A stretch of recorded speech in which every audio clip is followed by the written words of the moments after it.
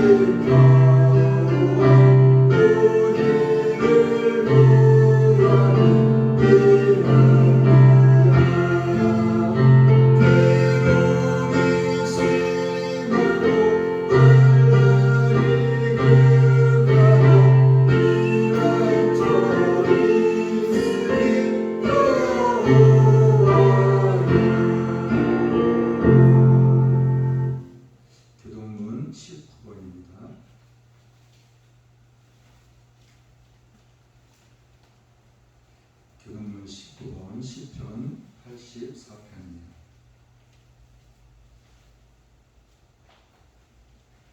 만군의 여호와여, 주의 장막이 어찌 그리 사랑스러운지요. 내 영혼이 여호와의 궁전을 사모하여 세약하며 내 마음과 육체가 생존하시는 하나님께 부르짖나이다. 나의 왕 나의 하나님 만군의 여호와여, 주의 재단에서 참새도 새집을 얻고 제비도 새끼들 보금자리를 얻었나이다. 주의 집에 거하는 자가 복이 있나이다. 저희가 항상 주를 찬송하리이다. 주께 힘을 얻고 그 마음에 시온에 내려가 있는 자는 복이 있나이다. 저희는 눈물 골짜기로 통행할 때 그곳으로 가는 샘의 곳이 되게 하며 이른 비도 은택을 입었나이다. 주의 궁전에서 한 날이 다른 곳에서 첫날보다 나은즉 악인의 장막에 거함보다 내 하나님 무지로운 것이 좋사오니 만군의 여호와여, 주께 의지하는 자는 복이 있나이다. 아멘. 찬송가 135장입니다.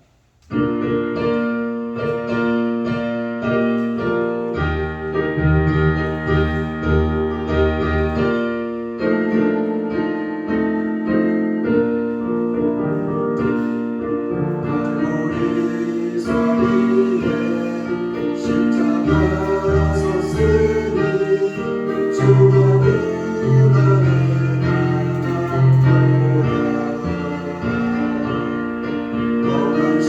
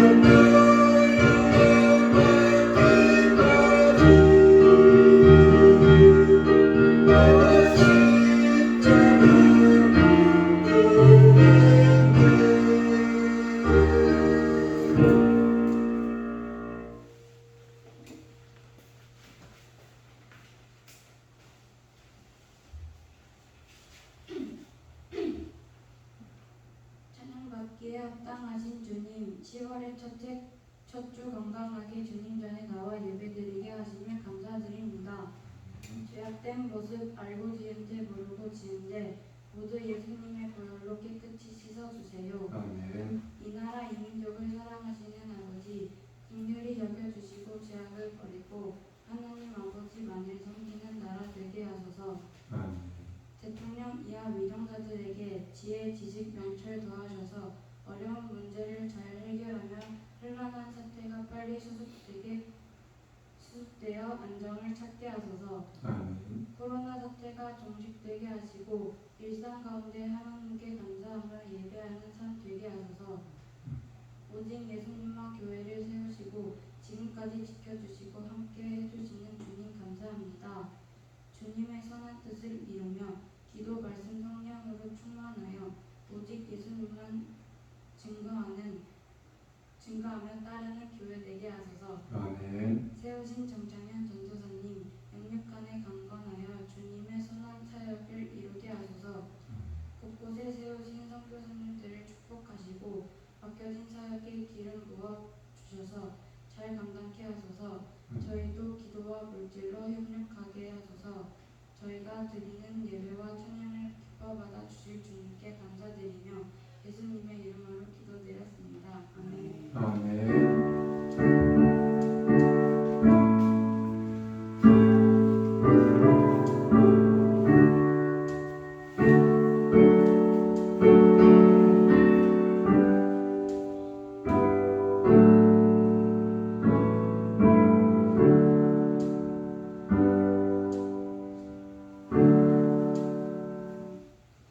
오늘 하나님의 말씀은 요한복음 1장 1절로 18절 말씀까지인데 5절까지만 보겠습니다.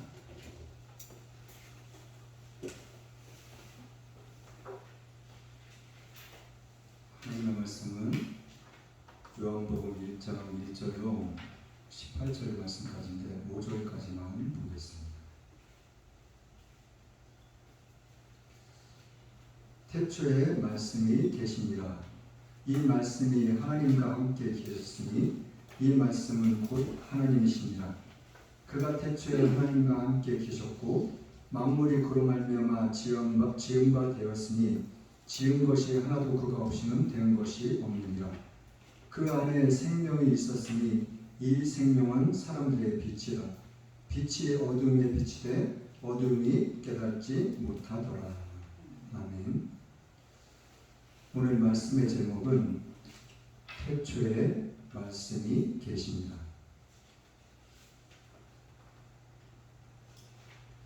오늘 말씀의 제목은 태초에 말씀이 계십니다. 첫 번째로는 태초란 무슨 의미인가? 첫 번째로 태초란 무슨 의미인가? 두 번째, 그 안에 생명은 무슨 의미인가? 두 번째, 그 안에 생명은 무슨 의미인가? 세 번째로는 보내심을 받은 사람. 세 번째로는 보내심을 받은 사람.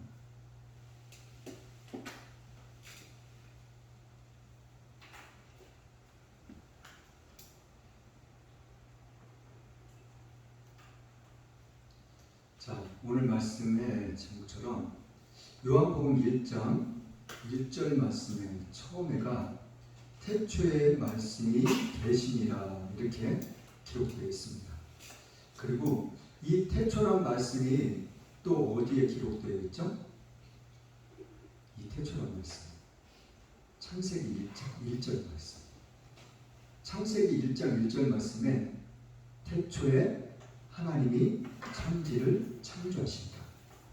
자, 태초는 태초인데, 자, 창세기에서 말하는 태초는 하나님이 맨 처음 이 세상을 창조하시기 시작한 그때를 이야기하고 있는 거예요. 창세기 1장 1절에 말씀. 태초에 하나님이 천지를 창조하십니다. 천지 창조. 이 세상의 모든 만물을 저 우주 공간서부터 시작해가지고 모든 것을 무에서 유를 창조하시는 그 태초를 이야기하고 있는 거예요. 창세기 1장 1절 말씀. 그런데 오늘 요한복음의 1장 1절의 말씀은 이 태초는 어떠한 태초를 이야기하고 있냐면 창세 이전의 태초를 이야기하고 있는 거예요. 아무것도 없을 그때의 태초. 자, 잘 보세요. 그때의 태초를 요한복음에는 이야기를 하고 있는 거예요. 예수님도 이 세상에 하나님이 이 세상 모든 만물을 창조하시기 전에 예수님도 하나님과 함께 하셨다는 것을, 하나님과 함께 하셨음을 말씀하고 계시고 증거하고 계시고 있는 거예요. 증명하고 있으신 거예요, 지금. 자, 그렇다면은 이 태초가 예수님이 하나님이 말씀으로 무에서 유를 창조하시기 전의 태초로 그것을 이야기하고 있다면 또 다른 성경 한 군데를 볼 텐데 그 성경에는 그 구절에는 또 하나님을 어떻게 이야기하고 있는지 우리가 한번 알아보도록 할까 합니다. 출애굽기 3장 14절 말씀 한번 보겠습니다. 출애굽기 3장 14절 말씀.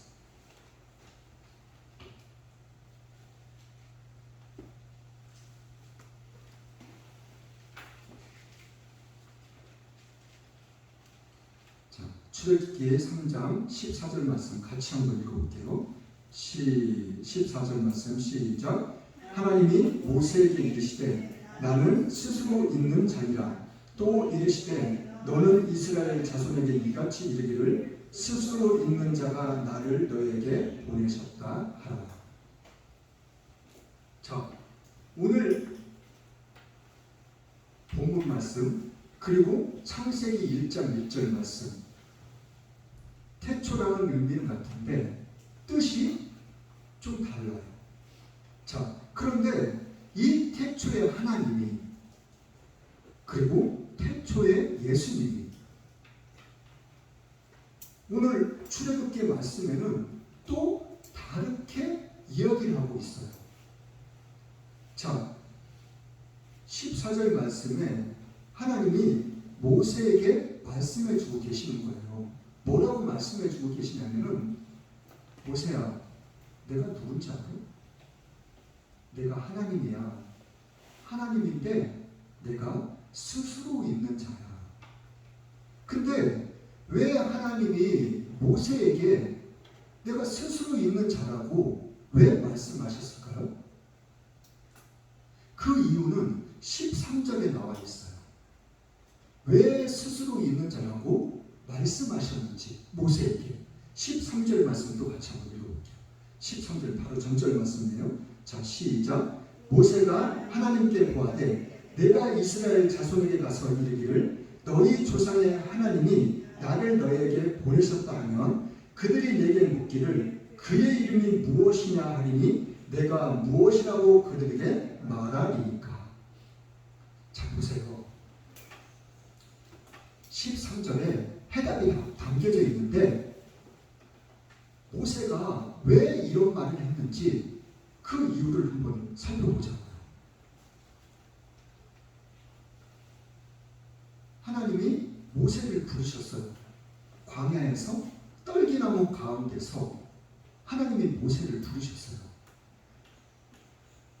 하루는 광야길을 가는데 양을 치는데 떨기나무가 있는데 말라 비틀어진 사막에 나는 그냥 나무 같은 거예요. 뭐 키는 한 1m 정도 되는 가시나무 같은 그런 건데 이것이 사막에는 워낙에 뜨거우니까 이것이 자연 발화가 돼가지고 쿨로 타버릴 때가 있어요. 그 광경을 모세도 한두 번 본 것이 아닐 거예요. 그런데 그날에도 여전히 떨기나무에 불이 붙었는데 금방 확 타버리고 이게 재가 되고 없어져야 되는데 계속 불타오르고 있는 거예요. 그래가지고 이상하다 싶어가지고 그곳에 가니까 하나님이 그때 모세에게 나타나셨어요. 모세야, 너 이스라엘 백성들을 애굽에서 이제 이끌어내서 가나안 땅으로 너가 이끌고 가. 하나님이 모세를 통해서 이스라엘 백성들을 구원하려고 하시는 목적을 이제 이루시기 위해서 아브라함한테 약속한 약속, 그리고 이삭에게 약속한 약속, 그리고 야곱에게 약속한 약속, 그 약속들을 이제 모세를 통해서 이루시기 원하셔가지고 모세를 이제 불러가지고 쓰려고 하는데 모세가 하나님한테 나는 못한다고, 나는 못하겠다고 계속 그러는 거예요. 다른 사람을 쓰시라고 계속 그렇게 하니까 하나님이 노를 바라실 정도로 모세에게 화를 내셨어요. 내가 너를 통해서 이스라엘 백성들을 인도할 거라, 이끌어낼 거라고, 가나안 땅으로 인도할 거라고. 그리고 오늘 본문 말씀이 그 내용이에요. 하나님, 그렇다면 내가 이스라엘 백성들한테 뭐라고 13절 한번 다시 한번 볼게요. 자, 보세요. 읽어보세요. 자, 시작. 모세가 하나님께 구하되 내가 이스라엘 자손에게 가서 이르기를 너희 조상의 하나님이 누구요? 너희들의 조상의 하나님. 이스라엘 백성들은 믿음의 조상이라고 하는 아브라함께서부터 하나님을 믿고 온 사람들이에요. 조상 대대로 계속 믿어왔고 믿고 있고 앞으로도 믿을 거고. 누구를요? 하나님을 믿을 거라니까요. 하나님이 하나님이라는 거를 다 알고 있어요. 뭐 다르게 말할 것이 없어요. 표현할 것이 없다니까요. 필요가 없어요.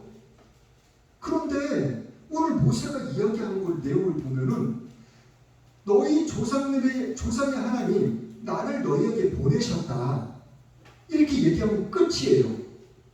그러면 딱 끝인데 그 다음에 하는 말이 보내셨다 하면 그들이 내게 묻기를 그의 이름이 무엇이냐 하리니 내가 무엇이라고 그들에게 말할 거냐고, 대답할 거냐고. 하나님, 내가 이스라엘 백성들한테 하나님이 보내셔서 내가 왔다고 이렇게 얘기를 했는데 이스라엘 백성들이 그가 누군데, 그 이름이 뭔데 이렇게 반문을 할 거라는 거예요. 좀 이상하지 않아요? 아니, 조상 대대로 하나님을 믿어왔고 그 하나님을 믿고 그 하나님을 의지하고 섬기고 있는데 다른 이름을 얘기하라고 그런다는 거예요. 자, 이 말씀을 우리가 좀 더 묵상해 보면은 이 말씀 속에는 무엇인가 담겨 있는데 그것이 무엇이냐면 이스라엘 백성들이 애굽에서 몇 년 동안 노예 생활을 했죠? 430년. 430년 동안 노예 생활을 했어요. 그런데 430년 동안 노예 생활을 하면서 애굽의 우상들, 애굽이 믿고 있는, 바울왕이 믿는, 애굽 사람들이 믿고 있는 신들이 얼마나 많아요? 10가지 재앙이 애굽에서 믿고 있는 그 신들을 재앙을 내린 거예요. 하나님께서.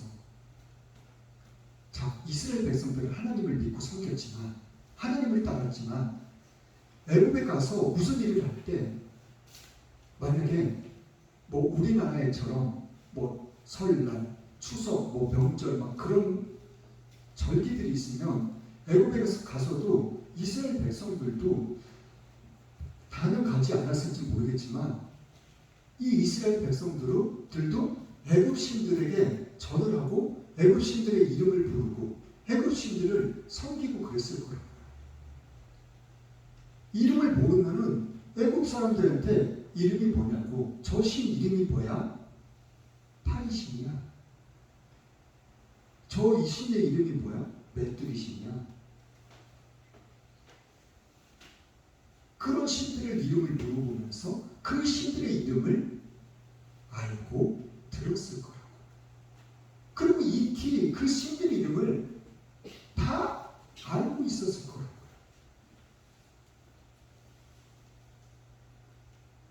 그러니까 모세도 마찬가지예요. 모세도 애굽 왕 바로왕 밑에서 40년을 살았다니까요. 그러니까는 신들에게는 이름이 있어야 된다. 이름이 있을 거라고. 그리고 이 이스라엘 백성들도 거기에 쩌여 있기 때문에 내가 가면은 하나님의 이름을 물어볼 것이라고. 그래서 결국에는 하나님이 뭐라고 말씀하셔요?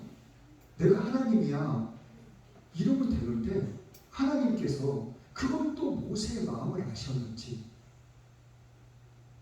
또 다른 하나님 자신의 이름을 모세에게 이야기해 주고 있는 거예요. 모세야, 나는 스스로 있는 자야. 이렇게 이야기를 해주고 있는 거예요. 굳이 말씀 안 하셔도 되는데 하나님께서는 모세에게 그렇게 말씀해 주고 계시는 거예요. 나는 스스로 있는 자니까 가서 이스라엘 백성들이 이름이 뭐냐고 물어보면 스스로 있는 자가 보내서 왔다고 그렇게 대답해. 알았지? 자, 오늘 본문으로 다시 가보겠습니다.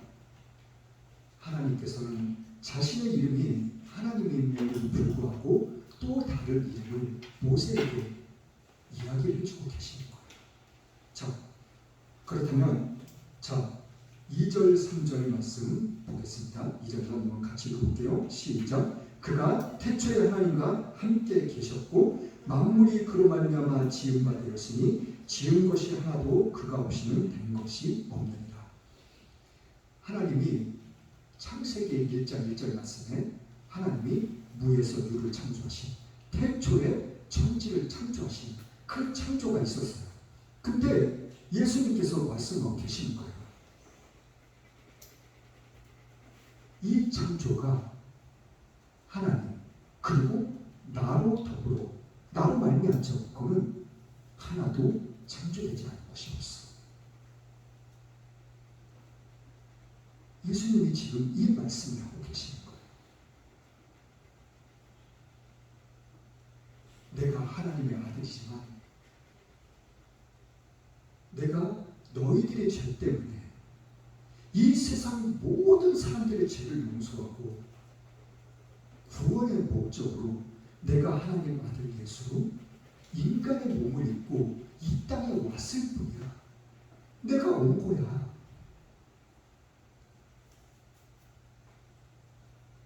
예수님이 이 땅에 오지 않으셨으면 하나님 그 자체로 계신 거예요. 그런데 하나님께서는 세상을 너무너무 사랑하시기 때문에 인간들을 너무너무 사랑하시기 때문에 한 분밖에 안 계신 예수님을 우리와 똑같은 인간의 몸을 입고 이 땅에 보내신 거예요. 자, 4절 말씀 보겠습니다. 4절 말씀에는 또 어떤 말씀이 있는지 같이 읽어보겠습니다. 시작. 그 안에 생명이 있었으니 이 생명은 사람들의 빛이라. 자, 4절 말씀에 두 가지를 이야기해 주고 있어요. 그 안에 생명이라는 것, 이걸 한번 얘기하시고 이 생명은 사람들의 빛이라. 생명과 빛이라는 두 가지로 우리에게 말씀해 주고 계셔요. 자, 생명도 맞고 빛도 맞다는 얘기예요. 자, 그런데 5절 말씀 볼게요. 5절 말씀 시작. 빛이 어둠에 비치되 어둠이 깨닫지 못하더라. 자, 지난주에 제가 말씀드렸던 거 기억나시나요?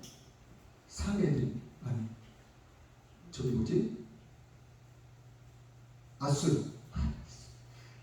사내들이는 아니 사내들이 아니라 사내들. 자꾸 사내들이라는 말이 나와요. 아수리의 사내리왕. 그쵸? 아수르 왕 사내리비 왕이 이스라엘을 쳐들어왔을 때 몇 명의 군대를 이끌고 왔죠? 기억나세요? 자, 5초 드리겠습니다. 하나, 둘, 셋, 넷, 다섯. 몇 명?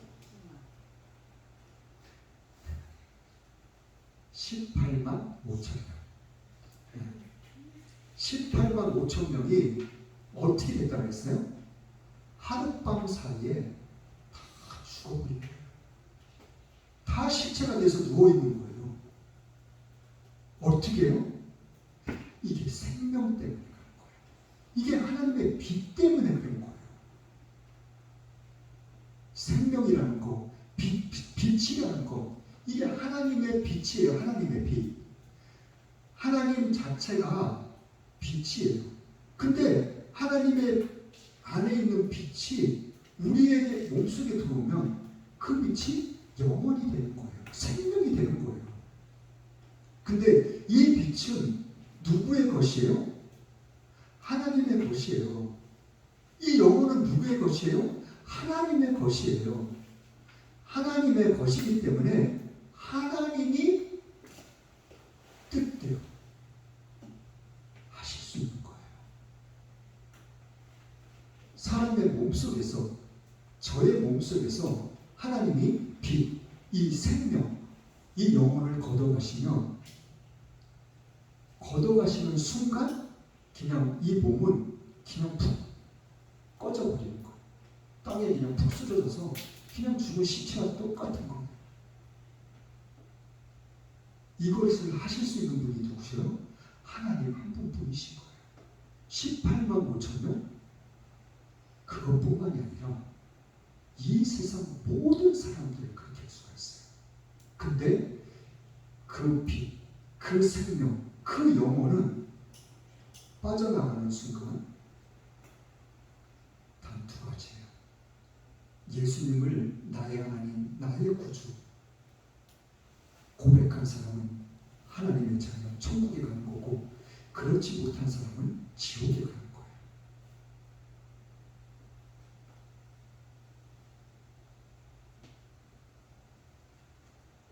자, 6절 말씀 한번 살펴보겠습니다. 6절 말씀 시작. 하나님께로서 보내심을 받은 사람이 났으니 이름은 요한이요. 자,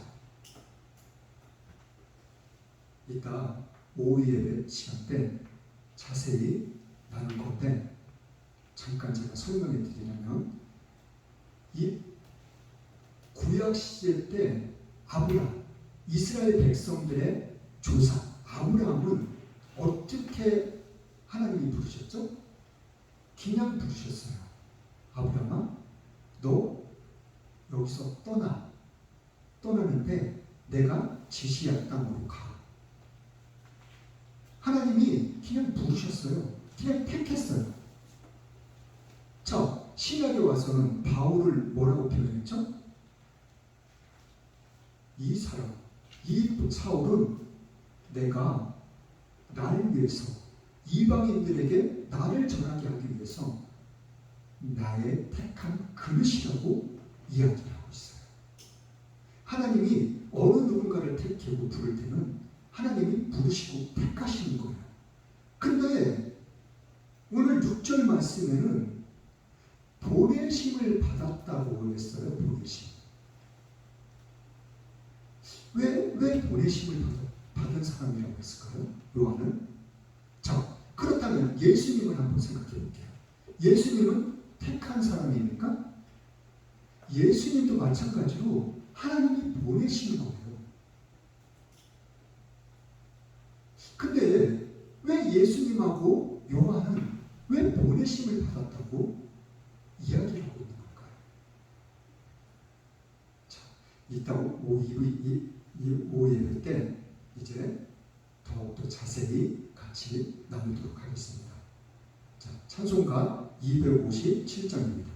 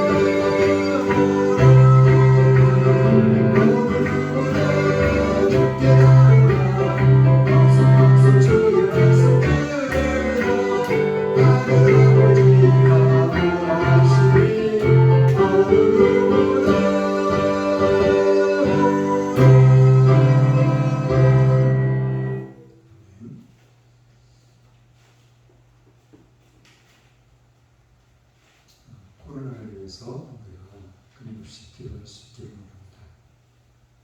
어려움을 겪고 있는 사람들, 그 모든 사람들이 하나님의 가운데 동시간에 하루속히 빨리 회복되어져서 이전보다 더 나은 삶들을 살아갈 수 있도록 우리가 함께 기도할 수 있기를 원합니다.